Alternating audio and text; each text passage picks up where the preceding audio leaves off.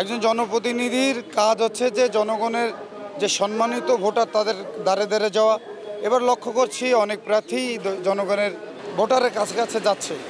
তো সেই ক্ষেত্রে আমার মনে হচ্ছে এবার ভোটটা অনেক উৎসবমুখর হবে। আর আমি মনে করছি যে মানুষ আসলে এবার ভালোকেই বেছে নেবে। মানুষ স্বস্তি চায়, শান্তি চায়, মানুষ চায় স্থিতিশীলতা। আমরা দেখবেন যে যশোরের রাজনৈতিক প্রেক্ষাপটের কারণে যশোরবাসী, সাধারণ মানুষ এবং যারা ত্যাগী তারা রাজনীতির পরে এখন বিরক্ত।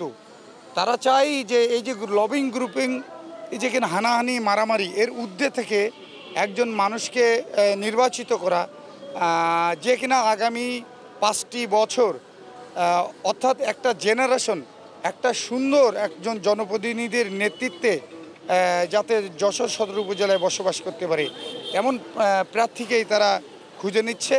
কারণ আমি নির্বাচনের মাঠে মাঠে ঘুরে একটা জিনিসই লক্ষ্য করেছি, মানুষ ভালো কিছু চায়।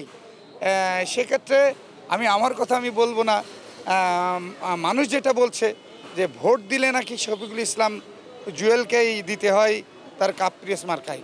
কাজ করলে যে মানুষের ভালোবাসা পাওয়া যায়, কাজ করলে যে মানুষের মনে স্থান পাওয়া যায়, সেটি আমি তাদের চোখে মুখে লক্ষ্য করেছি।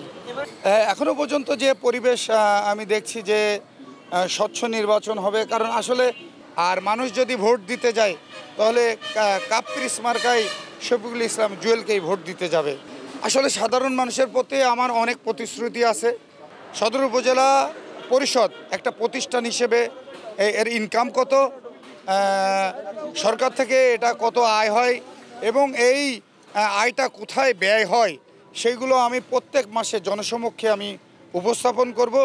সেই অনুযায়ী যারা প্রকৃত ভুক্তভোগী, যারা এর প্রাপ্য, তাদের মাধ্যমে আমি বন্টন করব। আর আমার বেশ কিছু উদ্যোগ আছে, আসলে বলে শেষ করা যাবে না। আমি সদর উপজেলা পরিষদের চেয়ারম্যান নির্বাচিত হলে আমি 15টা ইউনিয়নে সুলভ মূল্যে আমি দোকান এখানে করব, যেখানে সরাসরি কৃষকের কাছ থেকে পণ্য নিয়ে আসে কৃষকরাই সেখানে বিক্রি করবে। যশোরের পানি খুব সংকট।